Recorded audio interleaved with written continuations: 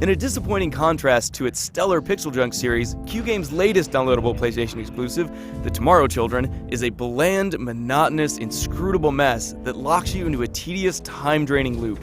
The game consists primarily of resource gathering and city building, with some floaty platforming and clumsy combat in between, but none of these constituent parts feel satisfying on their own, and together, they never amount to a larger payoff. To make matters worse, the game's opening tutorial doesn't really explain what you're supposed to do in Tomorrow Children, let alone how or why. Instead, it covers only the absolute basics.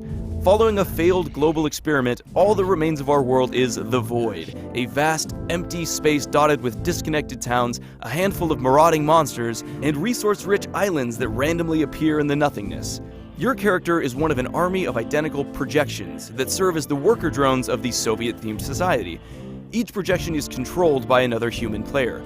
For some reason, you'll only catch brief, ethereal glimpses of other players rather than simply playing alongside them at all times, but you'll feel their presence as your resource counts fluctuate and new buildings pop up in your shared town.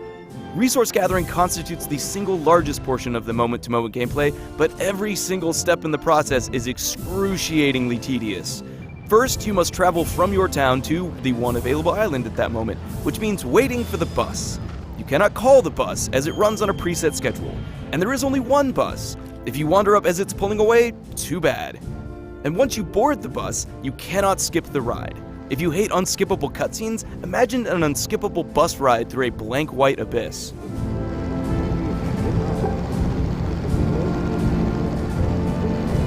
Once you actually reach the island, you can start to break its odd, destructible environments down into resources. Unfortunately, with the basic pickaxe, you hit a button once, then wait as your projection hammers away and a meter slowly fills. It's painful. You can use real cash to purchase a black market pickaxe that is, according to the menu text, 15.5 times faster than the basic pickaxe, but be warned, all tools, even those for purchase tools, break over time. Once you uncover some raw materials, you have to drag each block back to the bus stop using a backpack that contains just 3 pockets for resources, which obviously results in endless, unavoidable backtracking that is utterly mindless and repetitive. Then you have to wait for the bus to return before manually hauling all the resources from the original bus stop to their individual piles further into town. Yet another tiresome, empty process that could have been easily automated.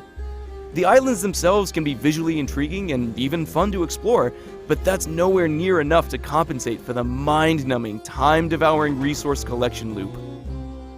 Of course, all that resource gathering is in service of the game's other major gameplay pillar, crafting.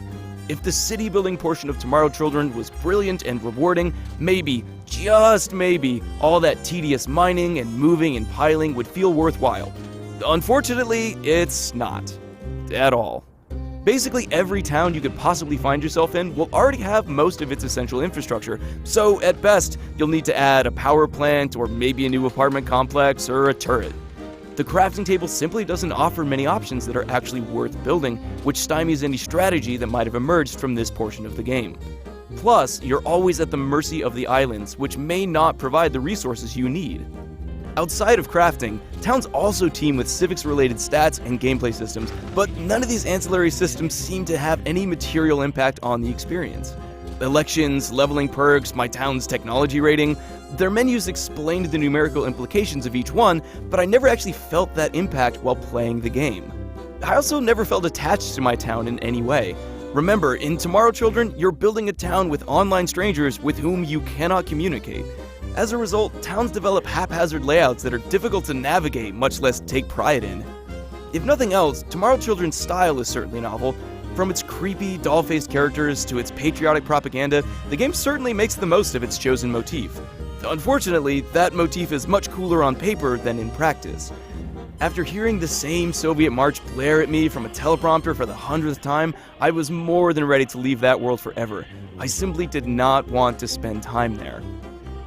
It also didn't help that the game suffers from persistent, noticeable technical problems, but frankly, poor collision detection is the least of Tomorrow Children's troubles. The individual components aren't enjoyable on their own, and they don't contribute to anything bigger. There is no payoff, there is no point, and I'm happy to be done playing it.